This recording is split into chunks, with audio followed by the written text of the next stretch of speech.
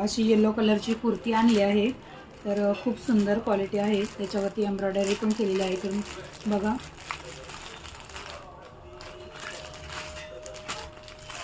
खूप सुंदर आहे क्वालिटी, छान वाटते खूप। आणि हळदीच्या फंक्शनसाठी घालण्यासाठी तर अगदी बेस्ट क्वालिटी आहे, खूप सुंदर आहे।